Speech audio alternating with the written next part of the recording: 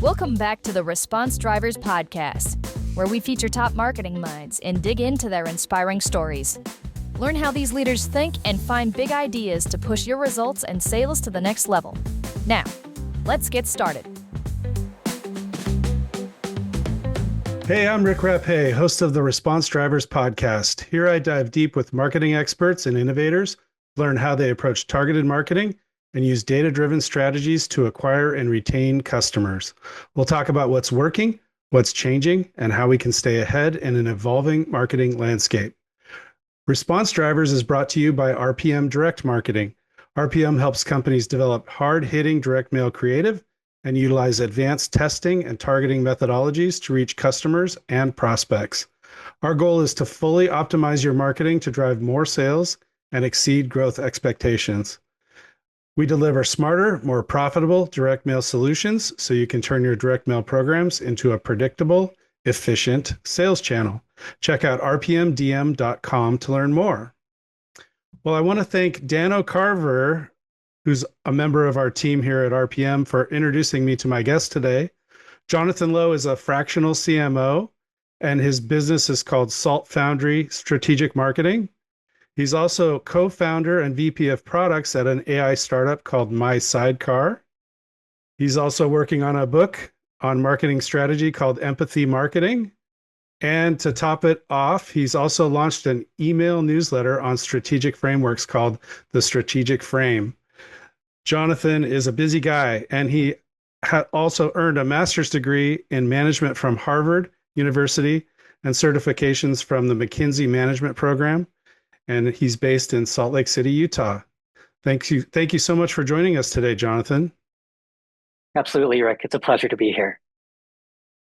Well, why don't you take us through your career a little bit and talk about your transition from leading digital marketing in larger corporations to founding Salt Foundry and becoming a fractional CMO?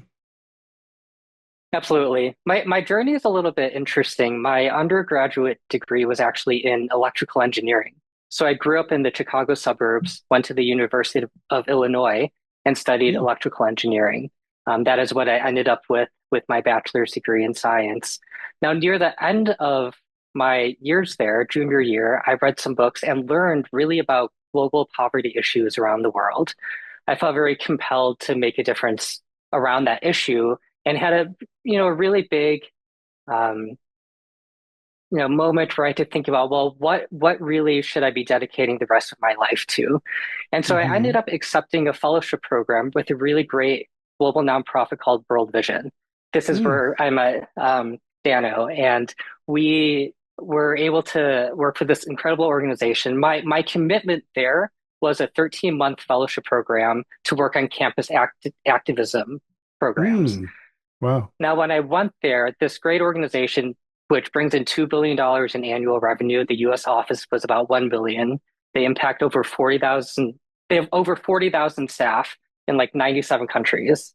The stats may be a little updated since I've last, worked with them, but I love that organization doing long-term sustainable community development in the poorest of the poor areas of the world, really helping folks in all areas of their walks of life with whether it's food security, water, education, economic development, and all. So I learned a lot at that organization and felt really compelled to stay there. After my first year was over, I was just finding a reason to stick around. And because my degree was in engineering, they knew that I could deal with numbers. So I ended up taking a temp job in web analytics, learned a lot there, and then ended up being able to take over some of their organic social media marketing when one of their staff moved on to a different role, and ended up joining full time. Stayed with this organization called World Vision for 7 years. And that's really where I learned a lot about digital marketing. I ended up being a product manager in mobile products, ended up running a multi-million-dollar advertising budget in paid search and display and all of that. And that was a nice 7 years. I still love the organization and still donate to them. I was ready for a shift to continue to grow my career and to learn the right hard skills that I needed to continue on in greater leadership roles and impact the world in different ways. And so about 7 years after that, there was a multi-billion-dollar e-commerce company called Overstock that found me on LinkedIn, hired me, and moved me out to Salt Lake City. So that time with World Vision was in Seattle. Then I moved out to Mm-hmm. Salt Lake City. Mm-hmm. Overstock has seen its fair share of different seasons of life. I really joined at a place where it was really thriving and growing, and it was no longer selling overstocked products, but actually became a, a home goods retailer, brand new home goods. Really, their Mm-hmm. value proposition was that home goods, sofas, area rugs, and all that is a really distributed. There's no kind of main players in the space right now. There's some retailers that have some of their own products, the Crane Burroughs, West Elms, but they tend to be higher end. Overstock was able to connect with thousands of suppliers, Yeah. negotiate really good rates and deals, and be able to ship direct to consumer to find really good deals for folks so you could get the look for less. So that was the Mm-hmm. season of life that I joined Overstock at. And I ended up running a over $50 million ad budget with their social media and display advertising, then switch over Mm-hmm. to strategy roles. Mm-hmm. Near the end of my time then was when the pandemic hit, and I also decided to go back to school while working full time. So that's when I ended up joining the master's degree program in management at Harvard with Harvard Extension School. And so that Mm-hmm. took a few years. And at the end of that, I came to this huge transition moment again. And that's when I decided to go out on my own and become a fractional CMO. So with Mm-hmm. all that kind of backstory aside, what even is a fractional CMO?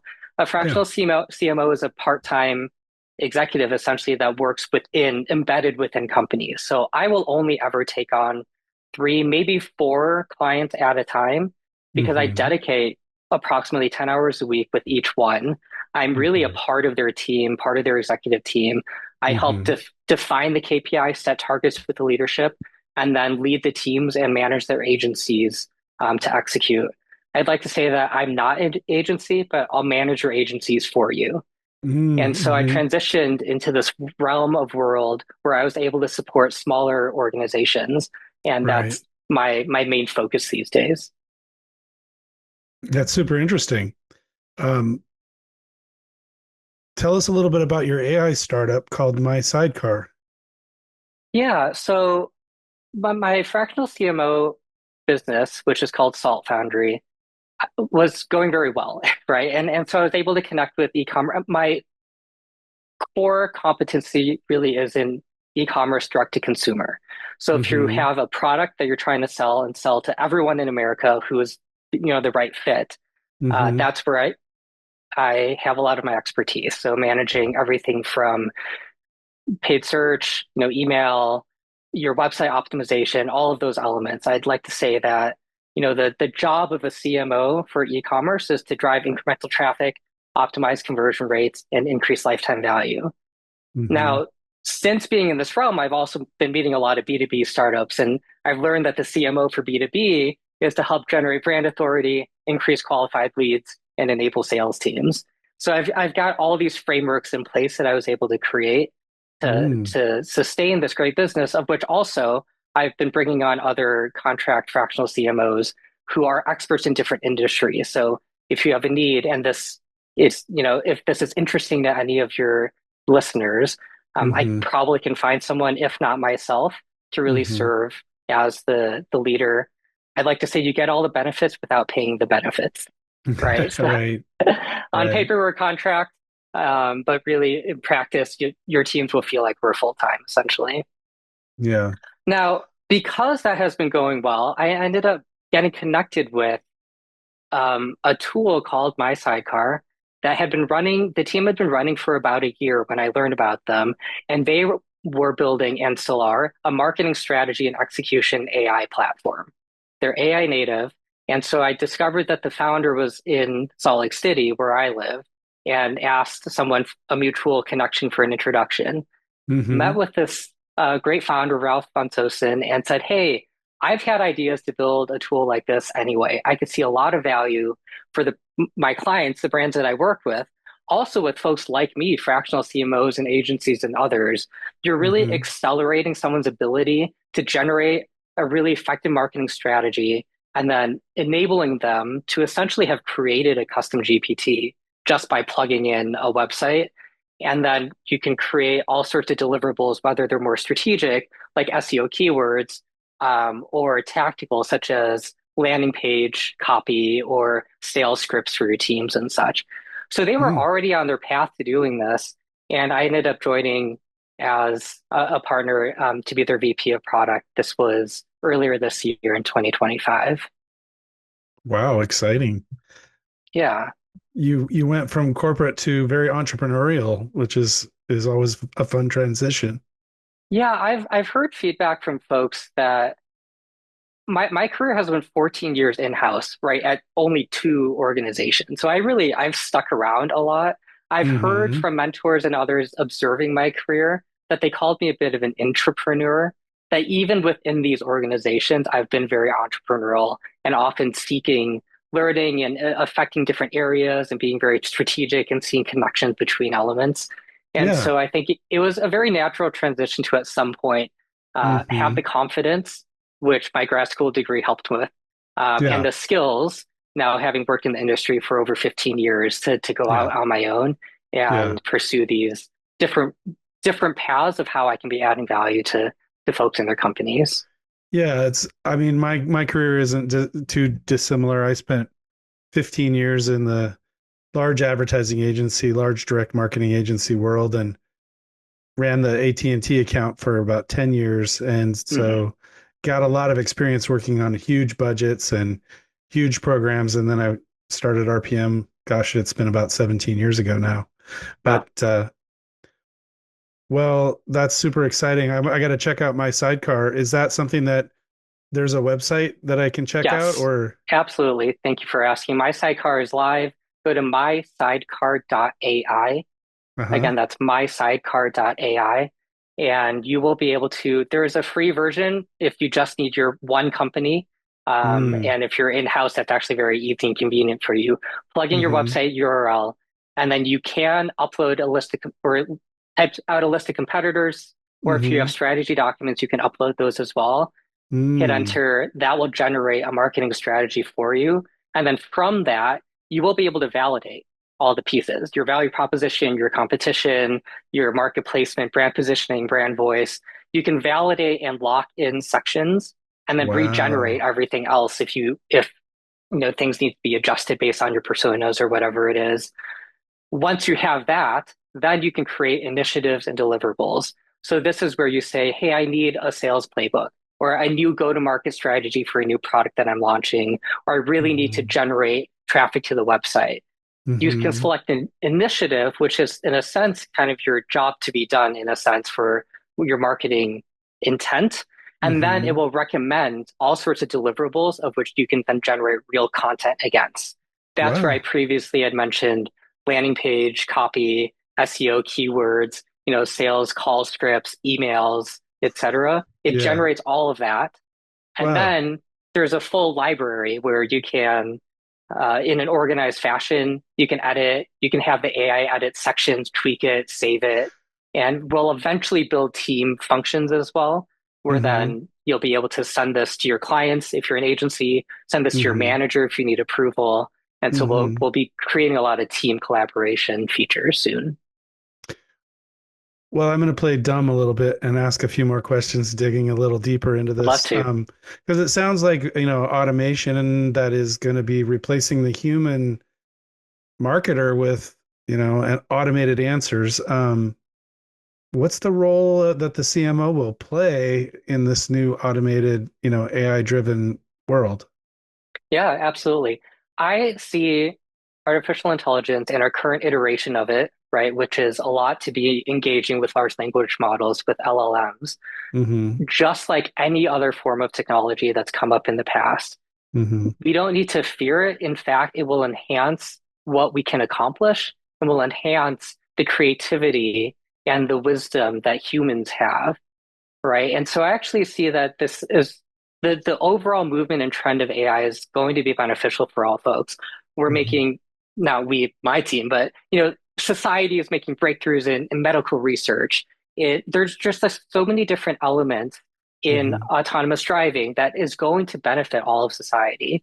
Mm-hmm. So for the CMO, this is not something to be afraid of. It's a tool to brainstorm against. It's a tool to get content faster. I'd like to say if ChatGPT can get you about 50% of the way there, and if ChatGPT plus an hour's worth of reprompting and effort and going back and forth, an hour Hmm. later can get you 60 to 70% of the way there. My Hmm. sidecar should be able to enhance marketing directors and CMOs, should be able to get you 80% of the way there and faster because Hmm. we have already infused a lot of, we have three marketing experts on the business side of this, constantly Hmm. thinking through the prompting, and we're leveraging not just prompting, but also more advanced tools such as retrieval augmented generation, RAG. There's other pieces in the background Hmm. that are ensuring you have a really high level deliverable. And on top Hmm. of all that, then a very easy UI to make changes, tweaks, engage with with the AI. Our AI assistant is called Howard, which is the founder of Ralph's dog. You can engage with Howard to Nice. then make any tweaks that you need. Perfect. Well, we want to make sure I gotta talk to you more about this and make sure that you get direct mail plugged into my sidecar. So you want Yeah. to have some sort of direct mail component in there as well. We know that digital Hmm. marketing is definitely first, but people think of it first and tackle it first in many cases. But direct mail can become a great sales channel for companies also. So don't forget about direct Yeah. mail. No, absolutely. And direct mail, I mean, it's amazing what works, right? And it really just depends on I've used this term before, job to be done, which Hmm. is this theory that was essentially created by Anthony Ulrich and made popularized by Clayton Christensen in his book Competing Against Luck. Clayton Christensen was a Harvard MBA professor. Hmm. And the idea relates to that term. You may have heard that phrase. People don't need a quarter inch drill, they need a quarter inch hole. Right. So, really, what are you hiring or firing products or services to accomplish in your life? And direct mail is so fascinating because, yes, it feels very old school, but what other marketing platform or channel do you have that gets 100% open rate? Like someone's going to thumb through your all of their mail just to see, right? You have an Yeah. Hope. opportunity to capture their attention where they don't Hmm. have the same kind of banner blindness as they do with online marketing. Multi-channel, Yes. very important, right? There's that marketing rule of seven, which I think is probably the number must be a lot higher than that, but the Yeah. marketing rule of seven states that on average, it takes somebody seven touch points with your brand before they're ready to buy with you, Hmm. right? Yeah. Again, with banner blind lists and all the advertising, the reality is going to be much higher, and many studies have been done on the beneficial effects of multi-channel marketing. So hitting Yeah. people and helping to create valuable messaging and ways to engage with them through different channels. Yeah. We try to go for the surround sound effect when we can Hmm. do it. The tricky part about that sometimes is when you run the numbers on the costs and you see lift in performance when we pair direct mail with other things. And Hmm. the question is always like, is it paying its own way? Are we getting enough of a return on the investment to justify the Yeah, expense? So yeah. we always have to run the numbers and really make sure that we dig into those details. But well, AI is also rapidly changing search marketing, I think, in many ways, right? Like Hmm. you used to search and get the list of links to click on and go explore someone's website for the answer. Now AI is just giving you the answer. So it's definitely Yeah. changing rapidly. Yeah, and there's a lot of research being done now. It used to be search engine optimization, SEO. Now Hmm. the term I've been hearing more and more is GEO, generative engine optimization. But Mm. it doesn't necessarily mean we know the answer yet. And all that I've Mm. seen so far are all the same kind. You would not change anything you're doing, right? Provide Oh, valuable content to your target audience. yeah. And, Around once keywords. right around whatever topic it is or ways to Hmm. help them. And Hmm. once all the algorithms and the AIs get signals that that is helpful content, they will Hmm. reward your brand essentially because you're the ones being useful. I think nobody at this point, this is June 2025, no one at this point has cracked any sort of difference code as it relates to GEO versus SEO.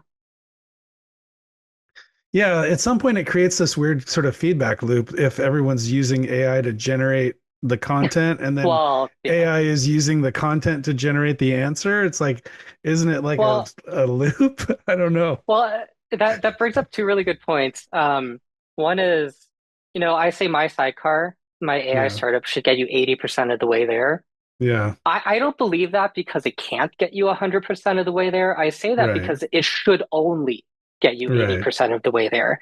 And you need to Yeah. provide your human hat on and intelligence, right? Yeah. And actually take it that last mile. AI is better with AI plus human Yeah. collaboration. That's been a Yeah. consensus opinion for pretty much Yeah. everybody that I've talked to on this podcast, which is, Mhm. quite a few marketing CMOs. Um, but it's interesting how AI is accelerating things so, and it does things so rapidly that you can kind of just, create content and fire it out there and do Mhm. the, um, just quick iterations instead of, Yeah. um, agonizing over things and perfecting them, you know? Yeah, but I will say there's more and more evidence that the search engines and the LLMs are dinging content that they believe is AI generated. So Really? I said there isn't necessarily, an obvious answer for how to add value, but I will say the one thing we have learned is you do need to put a human on it. And if you Mm, just have AI do this loop, over time, actually, it seems as if there's evidence that the tools will not prioritize your brand and your content as much because they know it was AI generated. interesting. That's Yeah. interesting. Well, Hey, but that's a fascinating transition potentially to my book if you want me to chat yes, about I was that. going to ask you about your book next.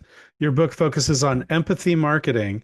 Tell us a little bit more about that concept and why it's crucial in today's marketing environment. Yeah, absolutely. Empathy marketing is a term I've been using for about a year now. It's not a term I've heard much, not to say that I necessarily invented it. Um, there's a lot of empathy when you think about user experience. But when I think about empathy, again, it relates to that foundation that I'm building on with jobs to be done, right?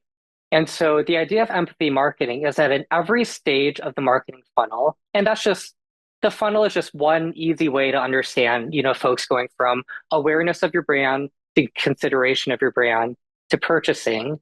And then you Hmm. can always add layers. So I always add two more. I add one is repeat purchasing and then becoming an advocate. So, Hmm. of those five stages of folks who will be in your marketing funnel, the point is the philosophy is have empathy for them in each stage, listen to them, do customer research. But really, the thing is, focus not on just selling your product now, right? So, when I work, in e-commerce, you can obsess over that 2 to 3% who buy on, based on your website conversion rate. So if 100 people come to your site, every brand is really obsessing over how do we get that 2% to 2.001%, right? Because it truly Hmm. can represent a lot of sales today. Hmm. But I believe, and I've seen evidence that you actually need to have empathy for the 98% who aren't ready to buy today also. You need to Hmm. understand, well, what does this person need to go from awareness to consideration? And how do I add value to their lives without asking even more of them at that point? Hmm. And I believe and I've seen that when you actually have empathy and you add value at every stage of the shopping journey, you will end up being rewarded with overall increase in sales, customer satisfaction, repeat rates, and brand advocates. Yeah. Yeah, I believe that to be true. Our concept work that we do around usually in direct mail, we often start with a thought about the situation that the buyer is in and or the potential buyer is in, and sometimes Hmm. they're not even aware that they have an issue or a problem, and we have to, Yeah. make them aware and take them through that whole process of, interest and all the way to action. So it's Yeah. interesting. Um, Tell me a little bit more, if you don't mind, about your newsletter, which is the Yeah. strategic frame. You discussed various strategic frameworks. Tell me a Yeah. little bit more about that. Absolutely. So if you're wondering why does Jonathan have so many different things going on in his life right now, and how can he possibly focus on anything? I've noticed a trend that all of these four elements of where I'm focusing relate Mm-hmm. to making marketing strategy accessible. Mm-hmm. So being a fractional CMO means, hey, some companies, usually companies that are about 5 to 50 million in annual revenue, Mm-hmm. can't afford a full-time CMO. They're very expensive, over 300, $400,000 in total comp for an experienced CMO. Mm-hmm. Um, and so now they have access to have a partial CMO, and there's absolutely an 80-20 there, right? You can get 80% of the value for maybe 20% of the cost of investment. So that has Mm-hmm. an element of democratizing or making accessible, you know, strategy. The AI Mm-hmm. startup is, hey, if you want to engage with the platform, Mm-hmm. you can go there. It's an AI first platform to engage and get strategy. If you Mm-hmm. want to learn more about the philosophy of marketing, that's where I have Empathy Marketing, the book that's coming out. And Mm-hmm. finally, now I've also thought, well, what is another free way that I can, share something that I nerd out about anyway, which is strategic frameworks. And one of the reasons I seek out additional extra career learning, such as the McKinsey management program that I went through, that, Mm-hmm. what I learned in grad school at Harvard, like, why did I even do that? The classes I really gravitated toward the most related to strategy and thinking through strategic frameworks. And what that Mm-hmm. means is, well, how do you even approach a problem? And what are the Right. different methods and processes that you can go about in order to make a really wise decision? And so Mm-hmm. that's what this newsletter is about, the strategic frame, which is currently going to be hosted on Substack. So if you want a direct URL, it's thestrategicframe.substack.com. Mm-hmm. The strategic frame, I will weekly be sharing strategic frameworks. One of them, the first one that I plan to send out, is a tool I use all the time with all my clients. It's called MECE, mutually exclusive, collectively exhaustive. Mm. And the idea is that it's a method in order to break down complex problems. So for one, there actually is an art to even writing a good problem statement to begin with. I learned about this in the McKinsey program as well as in grad school. A lot of it follows some of that SMART methodology in a sense, right? But essentially, you want something at a high enough level that it impacts the whole organization, not too small, but it's also probably has a certain KPI attached to it in a certain timeline. And so a Mm-hmm. bad problem statement could be, how do we grow this business 100x, really quickly with zero budget? Well, it's not really feasible, but something Right. realistic could be, how do we double our revenue within the next 12 months, given a constraint of our current marketing team and budget of, you know, $20,000 per month or so, Mm-hmm. right? So once you have a great problem statement, then MECE, the rule is that all the children branches, if you're doing a decision tree, the Mm-hmm. children branches must be mutually exclusive. There's no overlap between them, but they're collectively exhaustive. That together, the children branches represent everything Every of the option, makeup every of possible. every option, right, of the parent branch. And then you just keep going. You keep breaking it down more and more until you, Mm-hmm. at the end, have all these very specific tactical elements, but you recognize how it ladders up strategically to your goal. Mm-hmm. So that's an example of a strategic framework or mental model that I plan to share. Yeah, that's super interesting. Boy, you approached that with a um, electrical engineer's mindset, Mhm. also, I think, which is interesting. I do, and So that's once part you of the have, fun of marketing, right? Marketing is so much both the science and art and blending those together. And so yes, I find that taking these strategy frameworks that can feel a little black and white actually are more creative than you realize because there's different ways to fill out, say, a SWOT analysis or PESTLE or whatever it is. Um, mm-hmm. but there is so much value then in coming back to, well, did we cover all of our bases? Are we thinking about everything holistically? Yeah. So then once you have your decision tree, your possibilities, Hmm. your levers, I might call them, Yep. defined, how do you then go about sort of Mhm. determining which ones you want to pull and how Yeah. to where to put your focus for accomplishing the goal?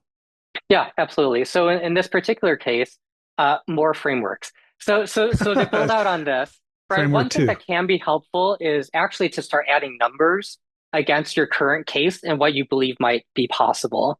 So Mm-hmm. if you're talking about how do I increase, how do I help my company's sales by X, whatever, the Mm-hmm. first branch of that might be increase revenue or decrease costs, right? That's a MECE method. So how do you Mm-hmm. increase revenue? You can probably increase revenue through your online or your offline marketing channels. That is one way to break it out. For Mm-hmm. online, maybe it's paid, earned, and owned. For Mm-hmm. paid, then it's Google, Bing, Meta, et cetera, right? So that's Mm-hmm. an example tree we can use here. Mm-hmm. So in your current state, though, how much of your revenue, like what are some of the numbers across each of the branches? And so each of the branches should sum up to 100% of the previous one, right?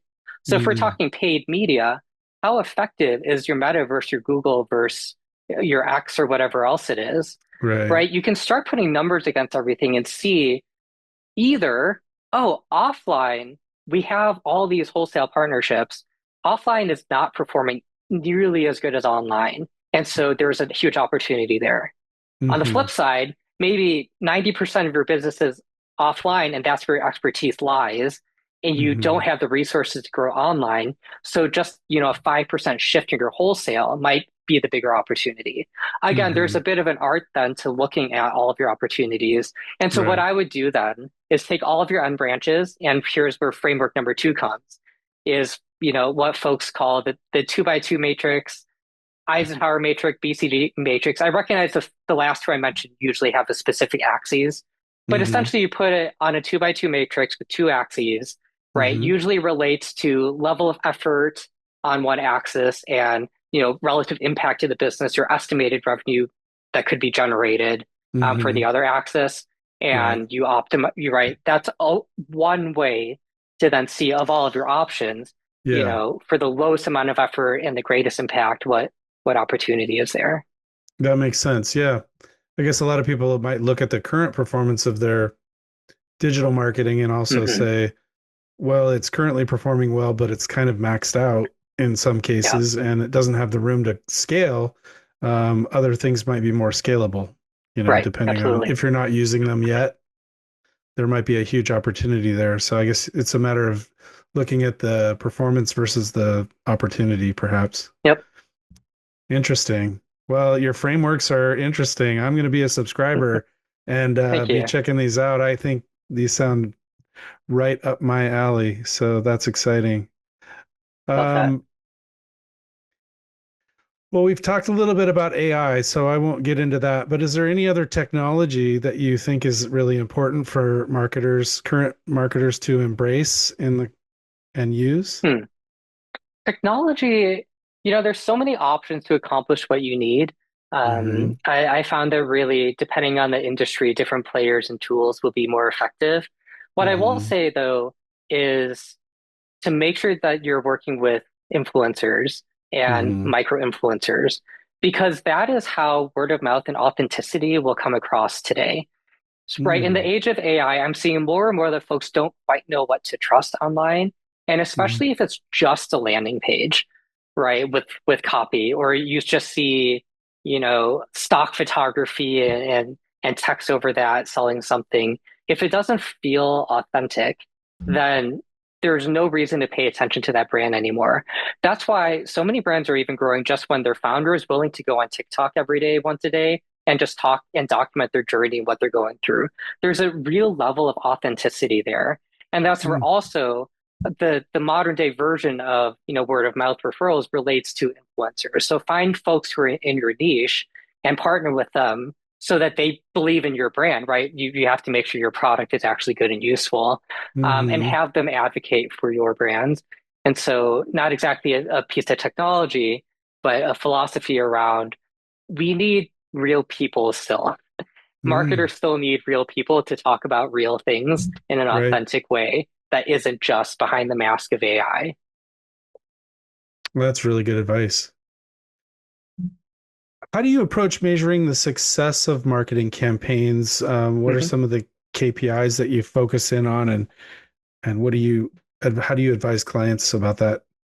Yeah, absolutely. I'll share again the three territories of KPIs and maybe I'll dive into the B2C ones more. So in the Mm-hmm. B2B world, what I've seen is items around generating brand authority. So that can be, number of people who visit your webinars or listen to your podcasts. Mm-hmm. Around increasing qualified leads, then that might be downloading a lead magnet.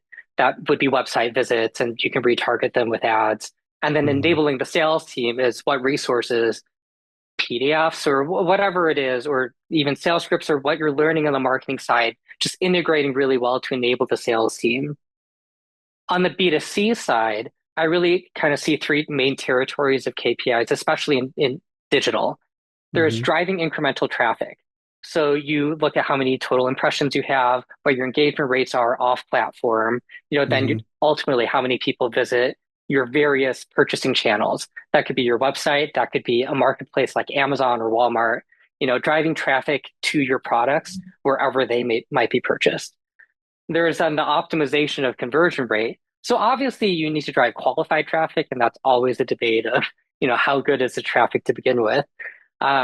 But on the optimizing conversion rates, what can you do about your product imagery?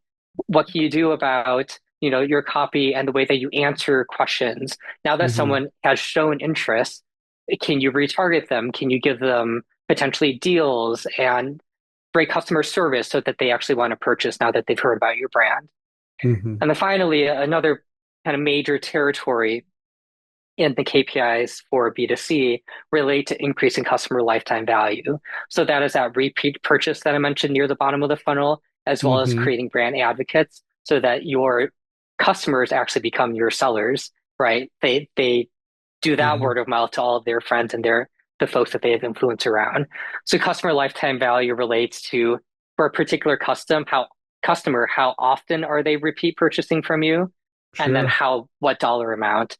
And of course, that will depend on your industry as well, because somebody Mm-hmm. needs napkins more often than a front door. Mm-hmm. Mm-hmm. Yeah, it's funny in direct mail, we can definitely influence response rates, obviously, by what we're doing. But with offers and creative strategies and things like Mhm. that, we found that we also can heavily influence conversion rates and even affect what people are buying and the lifetime value. So it can all be kind of studied and even in the initial marketing effort to some Yep. degree. Well, boy, this has sure been interesting, and I feel like I could talk to you for another hour, probably, but I know we Mhm. probably are running out of time, so I want to wrap up with a few final questions. Um,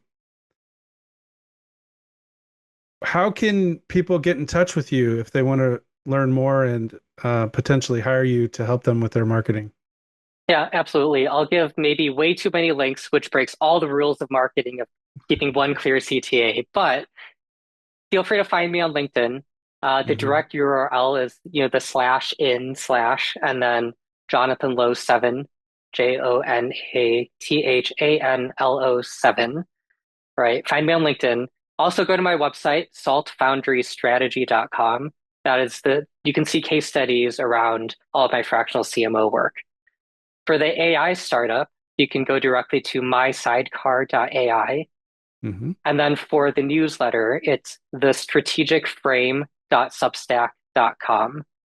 And for the book, no URL yet, but that will be coming. So if you follow me on any of the other platforms, you'll hear all about it as I get closer to publishing. Yeah, that's great. And I'll put links for all of those Thank things you. in the show notes. Yep. And if people want to go to the website for responsedrivers.com, they'll find this episode and then look in the show notes and you'll find those links. Well, it has been an absolute pleasure talking with you. I'm excited about your newsletter. I'm excited to try your AI platform. I'm excited for the book. Uh, it's been great. So thank you so much for your time, and we will talk to you again soon. Yeah. Thank you so much, Rick. Really appreciate Okay. it. That's a wrap for this episode of Response Drivers. Thanks for tuning in. If you found today's insights valuable, make sure to subscribe so you never miss an episode. And if you're enjoying the show, we'd love it if you left a review. Got a question or a topic you'd like us to cover? Just drop us a message at responsedrivers@rpmdm.com. Until next time, keep driving response and making your marketing work smarter.